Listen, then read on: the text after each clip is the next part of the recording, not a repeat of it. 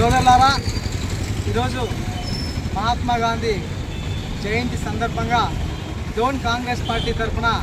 మరి ఆయనకు నివాళులర్పించి ఆయనకు ఒక వినతి పత్రాన్ని కూడా ఇవ్వడం జరిగింది. ప్రధానంగా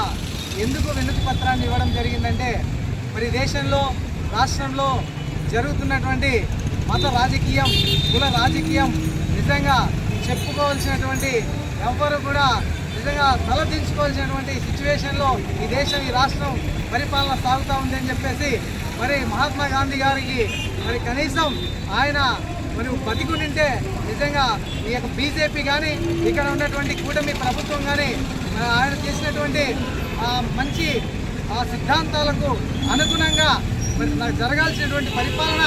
అనేక విధాలుగా తప్పుదారి పట్టి ప్రజా సంక్షేమాన్ని దారిలో పెట్టకుండా, ప్రజా సంక్షేమం పైన దృష్టి పెట్టకుండా దేవుని పేరుతో మత రాజకీయాలు చేస్తున్నటువంటి బీజేపీ కూటమి ప్రభుత్వానికి బుద్ధి రావాలని చెప్పేసి ఆ నాయకులకి మరి జ్ఞానోదయం కలిగించాలని చెప్పేసి జోన్ కాంగ్రెస్ పార్టీ తరఫున మా రాష్ట్ర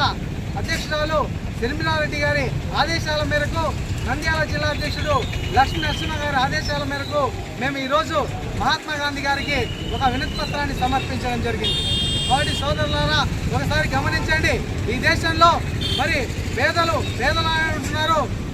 ధనవంతుడిగానే మారుతూ ఉన్నారు. దీనికి కారణం ఎవరు? ఈ యొక్క ప్రభుత్వాలు తీసుకున్నటువంటి ప్రజా వ్యతిరేక నిర్ణయాలు తప్ప అభివృద్ధి పైన దృష్టి పెట్టకుండా మత రాజకీయాలు, సెంటిమెంట్ను అడ్డం పెట్టి మరి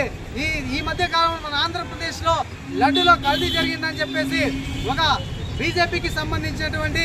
ఈ కూటమి ప్రభుత్వం, టీడీపీ నాయకుడు ఒక ముఖ్యమంత్రి హోదాలో ఉండి ఆ విధంగా మాట్లాడడం మరి నిజంగా రెచ్చగొట్టడం వ్యాఖ్యలు తప్ప ఇంకోటి కాదని చెప్పేసి మేము ఈ సందర్భంగా తెలియజేస్తూ ఉన్నాం. మరి భారత రాజ్యాంగంలో మరి మన భారతదేశం లౌకిక దేశం, ఎవరికైనా మత స్వేచ్ఛ ఉంది, ఎవరైనా కూడా తనకు నచ్చిన మతాన్ని స్వీకరించే హక్కు ఉంది. అయితే ఇప్పుడున్నటువంటి ఈ బీజేపీ ప్రభుత్వం, అదేవిధంగా బీజేపీకి మద్దతు ఇస్తున్నటువంటి టీడీపీ కావచ్చు, జనసేన కావచ్చు, లేకుంటే ఇతర పార్టీలు కూడా నిజంగా ఈ మోడీకి, నరేంద్ర మోడీకి తొత్తుగా వ్యవహరిస్తూ మరి ఈ దేశాన్ని సర్వనాశనం చేసి సోదరులారా